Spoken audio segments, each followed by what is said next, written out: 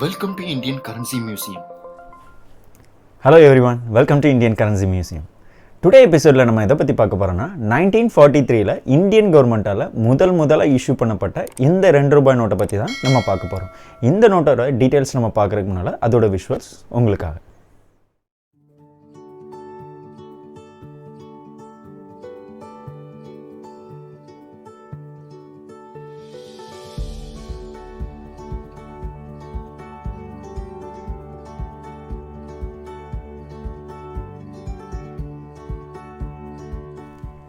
முதலாவது ஹிஸ்ட்ரி.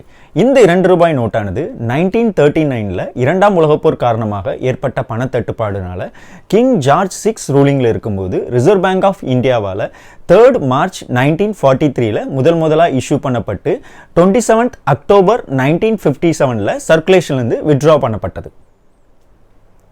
அடுத்ததா இந்த நோட்டோட ஃப்ரண்ட் டிசைன். ஸோ இந்த நோட்டோட ஃப்ரண்ட் டிசைன் எடுத்துக்கிட்டிங்கன்னா லெஃப்ட் சைடில் வாட்டர் மார்க் சிம்பிளும் ரைட் சைடில் கிங் ஜார்ஜ் 6ஓட போர்ட்ரேட் இமேஜையும் அவங்க பிரிண்ட் பண்ணியிருக்காங்க.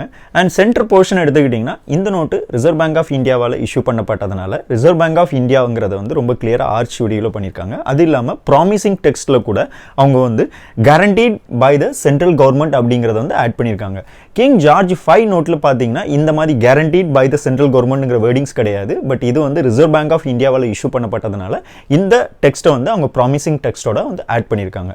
அதுக்கப்புறம் பார்த்தீங்கன்னா சென்டர் போஸ்ட்டில் நம்பர் 2ங்கிறத 2 rupees அப்படிங்கிற வேர்டிங்ஸ் இடையில ரொம்ப சரியாகவே அவங்க பிரிண்ட் பண்ணியிருக்காங்க. அதற்கு பின்னால் ஒரு டிசைன் அவங்க மென்ஷன் பண்ணியிருக்காங்க. சீரியல் நம்பர் நோட்டோட சென்டரில் கீழ்ப்பகுதியில் அவங்க பிரிண்ட் பண்ணியிருக்காங்க. அடுத்ததா சிக்னேச்சர். ஸோ இந்த நோட்டில் சிக்னேச்சர் எடுத்துக்கிட்டிங்கன்னா லெஃப்ட் சைட் பாட்டத்தில் மென்ஷன் பண்ணியிருக்காங்க. ஸோ இதில் சிக்னேச்சரில் ஒரு முக்கியமான சேஞ்ச் பார்த்தீங்கன்னா கம்பேரிங் வித் கிங் ஜார்ஜ் 5ல.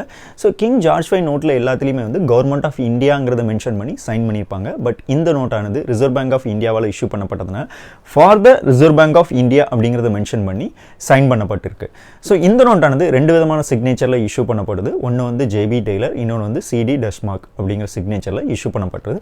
இதில் மே 1949 அப்புறம் சிடி டஸ்மார்க்னால இஷ்யூ பண்ணப்பட்ட எல்லா நோட்லையும் பார்த்தீங்கன்னா சீரியல் நம்பர் ரெட் கலரில் இருக்கும். மற்ற நோட்லலாம் பிளாக் கலரில் இருக்கும் சீரியல் நம்பர்.